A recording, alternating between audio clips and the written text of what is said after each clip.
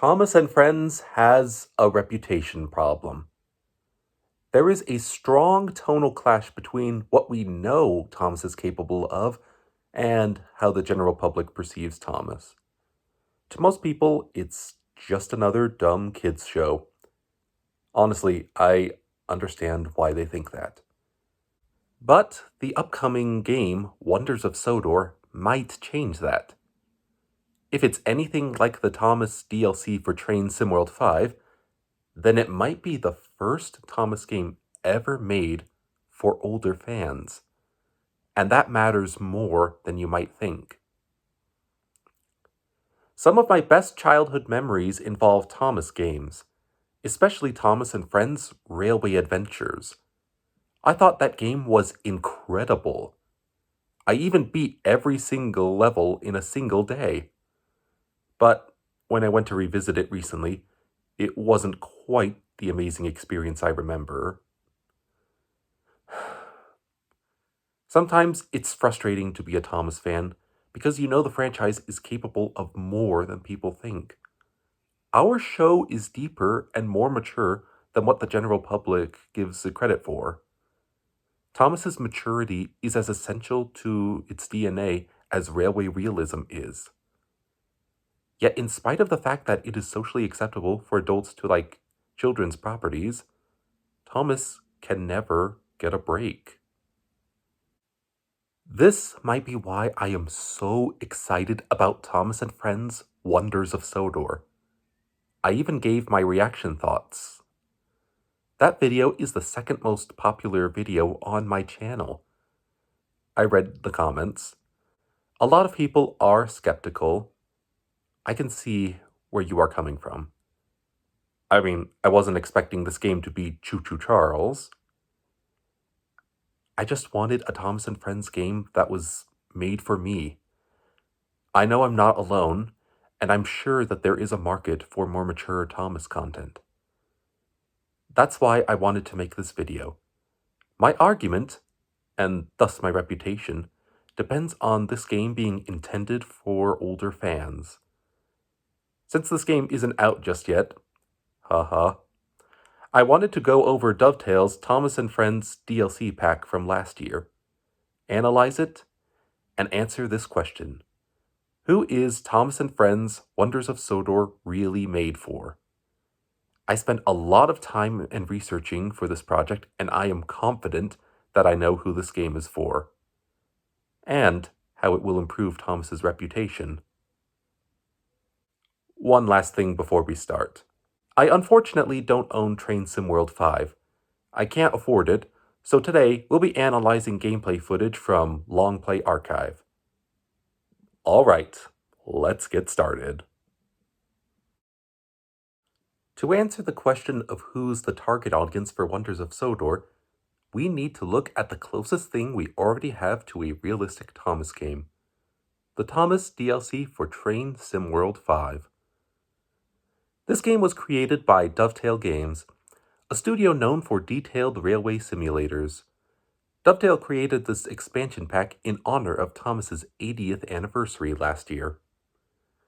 I know, Thomas mods are nothing new, but the moment you watch someone actually play it, something becomes clear. This isn't a typical Thomas game. I know Dovetail didn't make this game to make me look good, but I am grateful that they made me look good. I can argue that this game is intended for older fans because of the complex controls for Thomas and Diesel, the realistic railway procedures, and the huge environments in the game. Yet, I am a little nervous. The story of Thomas and Diesel visiting the West Somerset Railway is a little simple. More on that in a minute. And on top of that, there are a few parts of the game that are clearly more along the lines of Thomas's traditional target audience. Look! There's another gift up ahead. Let's stop and collect it. That seems to be taking us back to the hit era of Thomas and Friends. But is that enough for this game to not be for older fans? We'll discuss that soon. Yet my 3 points are why this DLC might tell us something very important about Thomas and Friends' Wonders of Sodor.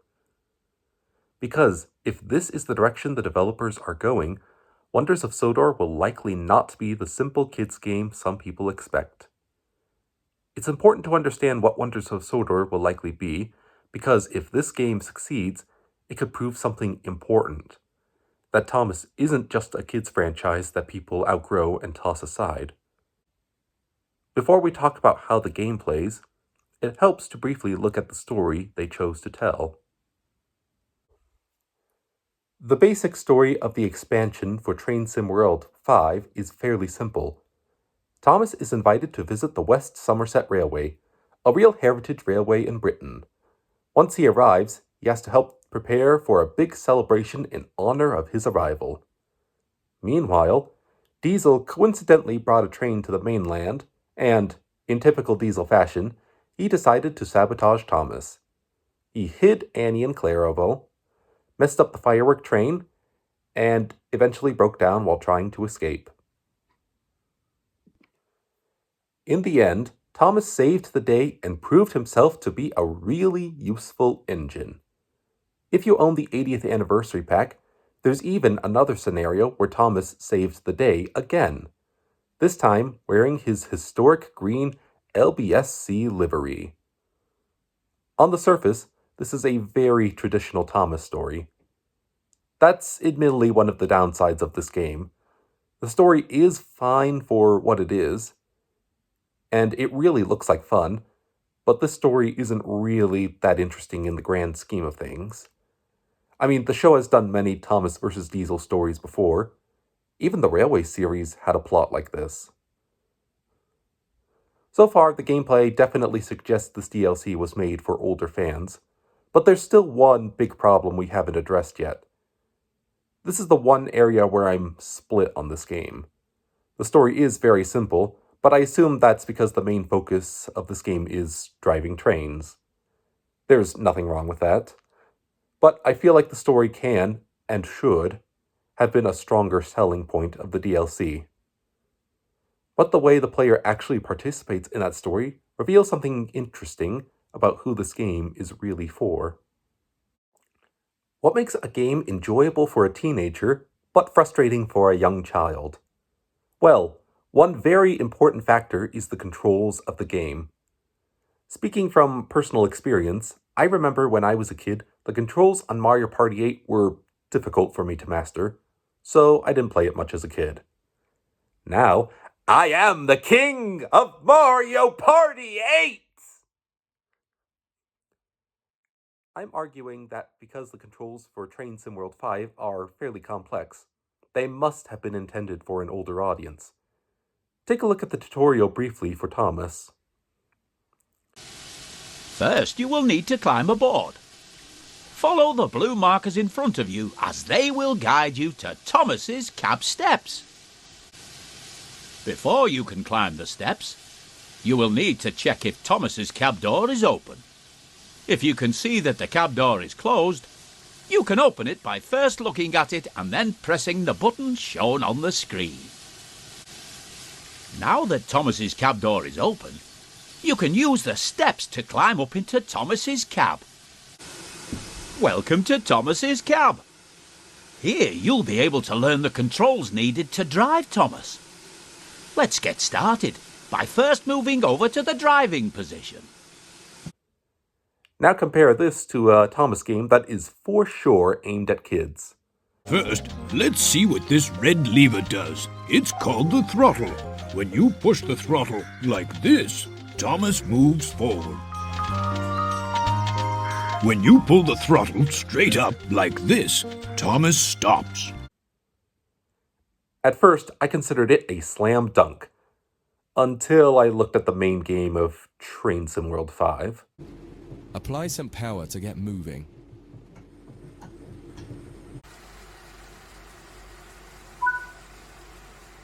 Set the reverser to forward. Well, I am not going to lie. I learned that for the Thomas and Friends DLC, Dovetail Games apparently simplified the controls for Thomas and Diesel compared to the normal game. You are not making me look good here, Dovetail. Thomas's reputation can and will improve when the general public sees that it's much deeper than it looks on surface level. With all that in mind, I think that Dovetail made a very good decision for the controls. I feel like the controls are a good compromise between simple enough that anyone who isn't an actual train driver can learn them, but complex enough that they don't insult your intelligence. And I think that it is fair that they simplified the controls for the Thomas DLC. I am certain that kids will want to play this game, even if they are not yet interested in real trains. When I watched Long Play Archives play through the base DLC, I noticed that there are two types of levels in story mode. Dovetail definitely did their homework because I learned new things about railway operations thanks to this DLC. The first level type is shunting in a yard, and the second is just trying to get from point A to point B. In the traveling levels, the distances are reasonably long. Not necessarily the real distance between points, but in-game there are several stations that are literally miles apart, which would justify actually traveling by train. When you drive Thomas in Chapter 5 and 6, you really feel like you are actually going somewhere. I enjoyed watching the scenery go by. It reminded me of all those rides on the San Diego trolley, though that was just me watching a video of this. If I actually drove Thomas or Diesel on this railway, I am certain it would feel more like a typical long drive in my car. This kind of gameplay was not super exciting, yet I still want to experience it. I would love the chance to drive James while we pull the express. Would you believe it if I told you that I actually operated heavy machinery before? Thanks to my grandfather, I know how to drive a backhoe. The shunting levels reminded me of all those years I worked with Grandpa and his backhoe. I mean, you have to get your machine in just the right spot. Don't go too fast or too hard. Moments like this are why I think Dovetail understands something Mattel sometimes forgets. Thomas works best when the trains actually feel like trains. The shunting levels, like in Chapter 4 with Diesel, really feel like this is a game about trains. Mattel definitely struggled with the idea that the core appeal of Thomas and Friends is the fact that they are trains. But thankfully, Dovetail celebrates that fact. I would even go as far to say that this game is more realistic than the Railway series.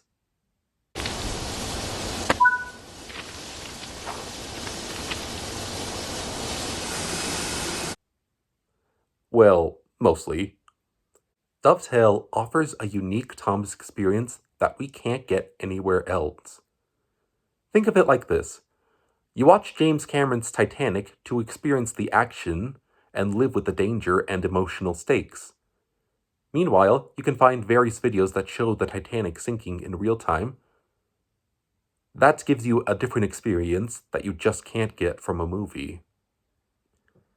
Details like this matter more than you might think, because when people say Thomas is just a dumb kids show, they're ignoring the fact that the franchise has always cared about realism. You may have noticed that Diesel has actually gone very far past the points. He went all the way to the signal before he was allowed to go back down the track. The first time I watched it, I was confused. On my various model railroads, the engines only had to clear the points, not go a mile past it. I mean, Diesel clearly cleared the points, yet the game wants me to go all the way back to the signal 100 yards before it will let me switch. Turns out that this is actually a real railway safety practice. That signal marked the entire yard at this scene. Basically, the yard cannot let another engine through until Diesel or Thomas are outside of that section of track. While it seemed a little excessive, that is what real railways do. Compare this to Choo Choo Charles. That game allows us to stop anywhere and change our direction whenever we want. To be fair, we are the only engine on that line, so I guess it's not life or death important. And don't forget the evil spider train.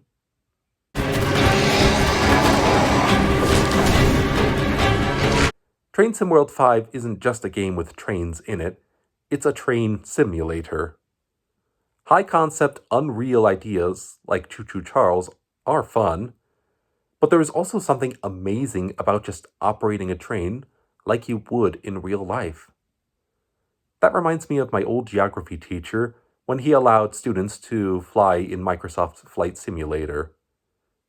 I get the same feeling, and I bet if players wanted an extra challenge, they would complete this entire DLC inside Thomas and Diesel's cabs without the external camera or guides. That is why I say this game is almost more realistic than the Railway series. I am super excited to play Thomas and Birdie in real time, where following the traffic rules are actually part of the experience. There are a few other things in this game that I want to briefly talk about. First, I want to praise the design of Thomas and Diesel. Back in season 22 of the show, they attempted to make the characters look more realistic by adding riveting details. I thought that they looked awful in the show. Ignoring the bouncing of the engines, the newer characters in the show were basically the real locomotive with a face slapped on. Sadly, even characters introduced in Season 2, like Duck, were noticeably less toy-like than Engines 1 through 7. Here, the rivets are much more tasteful and natural. Just like on the real E2, you can definitely see the rivets and the step on the tank if you look. For Thomas's design, I felt like they struck the perfect balance between making Thomas more realistic and keeping with his classic design from the show. I don't have as much to say about Diesel's design. To be honest, I didn't even know that Diesel was modified. Though, when you compare Dovetail's Diesel to the show's Diesel, then the modifications pop out. Man, does our bad boy Diesel look marvelous, or what? However, there is one character who needs the Sonic treatment, and that's Sir Topham Hatt. I assume the thought process was to make him fit into the world of Train Sim World. I appreciate the effort, but I think this is easily the most uncanny design. It's like they weren't sure if they wanted a realistic interpretation or something faithful to how Sir Topham Hatt looked in the CGI series.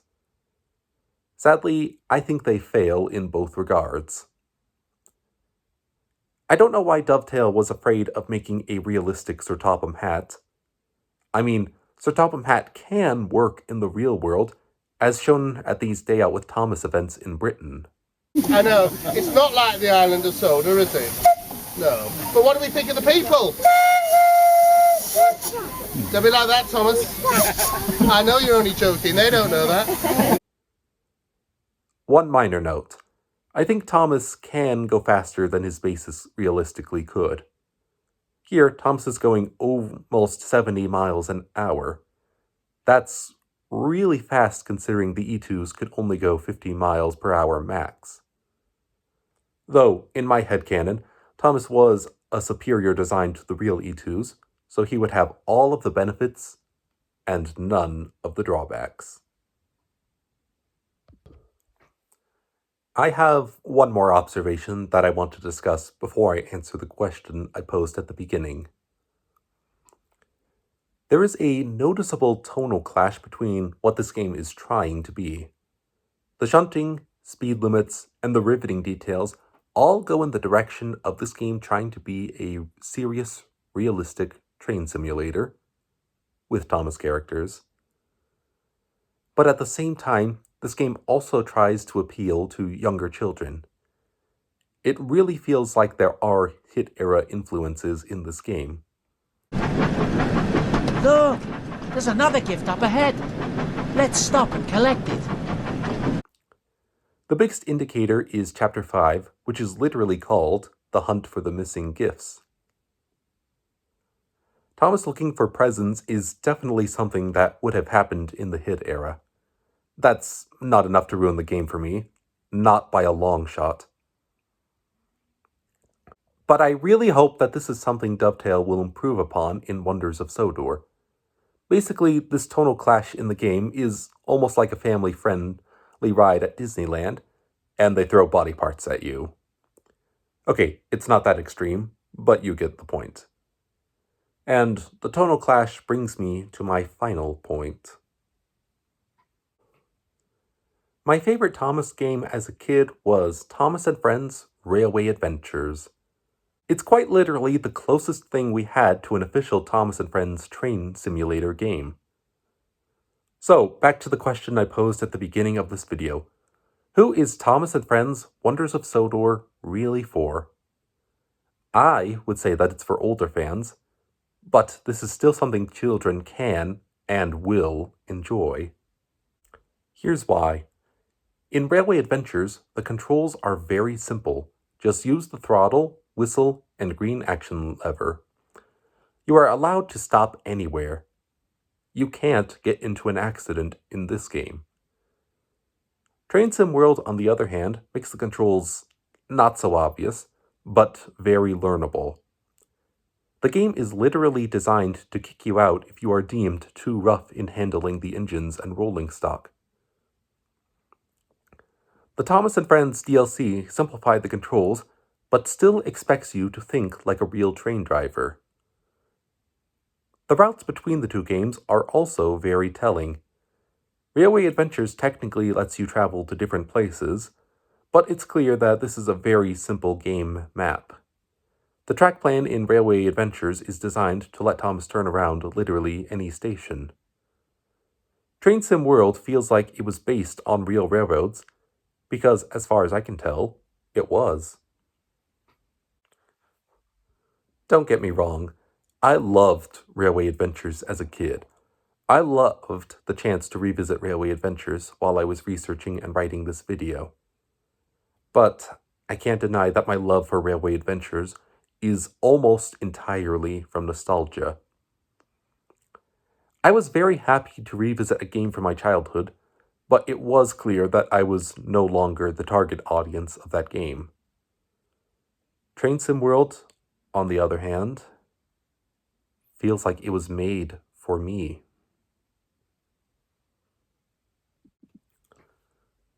Well, that was a long ride. It feels like we haven't even left Sodor with that analysis. But I can safely come to the conclusion of who Thomas and Friends Wonders of Sodor is for. If the Thomas and Friends DLC for Train Sim World 5 is anything to go by, this game was made for older fans since day one. The game has realistic railway operations. It even requires you to follow real railway rules that the average person, like me, would not be aware of. There are elements of the game that seem to be counter-arguments that this game is intended for older fans, like the Hit Era Present Collection Challenge, or the heavy guides on where to stop. Yet, I don't think any of those things are enough to say that this game wasn't made for older fans. If anything, this game wants everyone and anyone to play it. Kids are not stupid, so I'm sure that they can figure out this game, and they will have a blast with it. Yet it is also challenging enough that older fans, like myself, will still have a wonderful time.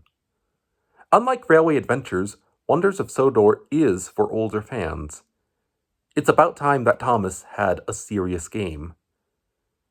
As I've said many times on this channel, Thomas's maturity is as essential to the franchise's DNA as Railway realism is. Even going back to the Railway series, they weren't afraid to get dark. I used to think that Thomas had to basically become R-rated for people to take it seriously. But that really isn't the case anymore. It's possible to be mature but still approachable. In fact, it's Thomas's responsibility to not talk down to the kids. That was why Thomas became such a big hit in the first place.